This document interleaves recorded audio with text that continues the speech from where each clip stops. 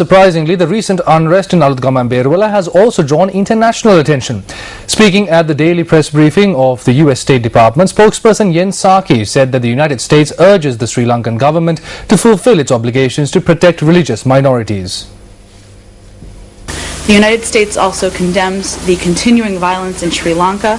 We are concerned by inflammatory rhetoric that has incited violence in recent days, resulting in several deaths, scores of injuries, and destruction of personal property.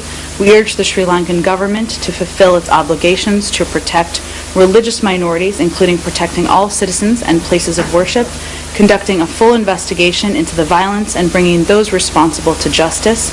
We also urge all sides to refrain from violence, exercise restraint, and respect the rule of law. Meanwhile, a statement issued jointly by the EU heads of mission in Sri Lanka notes that the EU delegation is very alarmed by the recent violence, adding that they condemn the communal violence which resulted in the loss of life and extensive damage to property in the Kalutara district. The EU welcomes the Sri Lankan government's assurance that it will investigate and bring to book those responsible for these incidents. The statement also notes that incitement of communal violence and hatred can only be counterproductive to Sri Lanka's stability. The EU heads of mission in Sri Lanka urged the Sri Lankan government to ensure that the rule of law is upheld and call on all Sri Lankans to exercise restraint, respect diversity, refrain from violence and work together to achieve reconciliation. Amnesty International, issuing a statement on the recent unrest, notes that Sri Lankan authorities must act immediately to end violence in the country and to rein in groups that violently target minorities.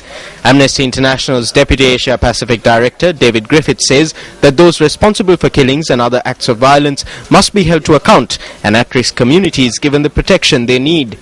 He goes on to note that reports that police stood by and refused to intervene in the violence are troubling and must also be investigated. Griffiths adds that rising violence against minorities cannot be treated as an isolated issue and that stopping it must be a crucial part of the national reconciliation that is so badly needed since the end of the war in 2009.